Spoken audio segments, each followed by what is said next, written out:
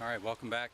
We're working our way through April, and today is April 27th, and I'm once again here in southern Indiana and fishing for smallmouth and having a great day. And once again, as I said before, the beauty about smallmouth is that they live like trout do in beautiful places. You can see the blue bonnets or bluebells over my shoulder in bloom, and this big rock-faced wall right here, and just one beautiful day, and I'm fishing a big shiner pattern today, and have done pretty well. So hope you can get out and get going and give this a try.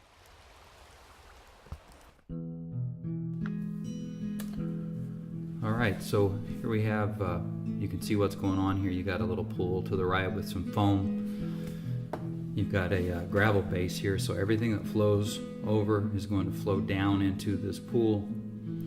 And these are kind of tough to fish, but what I found is start out closest to you, work your way further away. In fact, sometimes even get the fly to swing underneath the foam is a good technique. But then continue to make a longer cast. What you couldn't see because the camera angle isn't high enough is that I had a flash from a good smallmouth right off the bat. So I'm going to continue to put that fly in front of him, and usually they'll continue to flash, continue to try to take the fly until they actually taste the hook, so to speak. At that point in time, you may or may not get a hook up, but I've made a long cast here, and I've got my rod tip down in the water, and I'm making short, quick, erratic strips. By getting the rod tip down with the sink tip line, the fly is down 3-4 feet deep in that pool, and I'm moving it right up through that current, making a little further cast each time.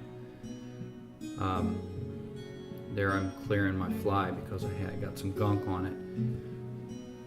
Didn't want to do so obviously in the lane, but right back at it. And on this cast I make a long cast and pull the fly right up into the zone where the fish has been coming out.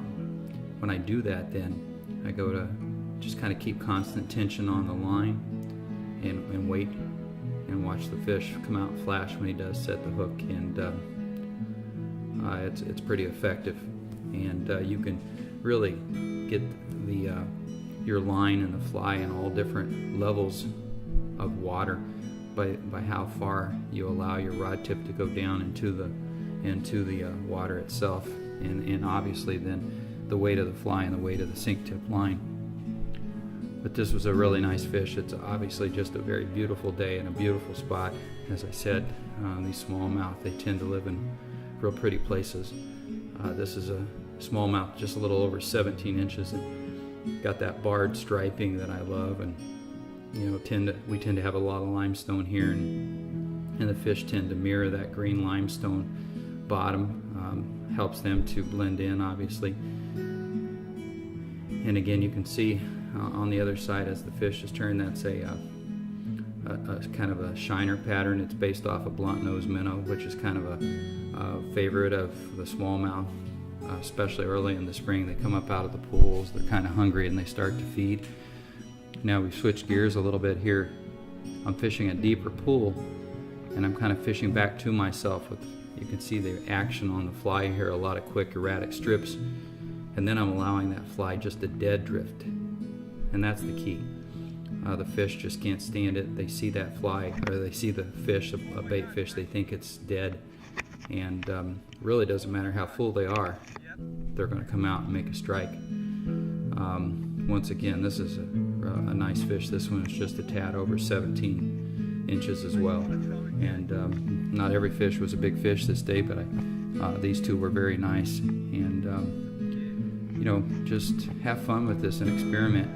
And often I find that just doing nothing, just letting the fly drift into the pool, may very well be your best bet. So once again, it's a great look at some nice fish, and hopefully you have something in your area kind of like this.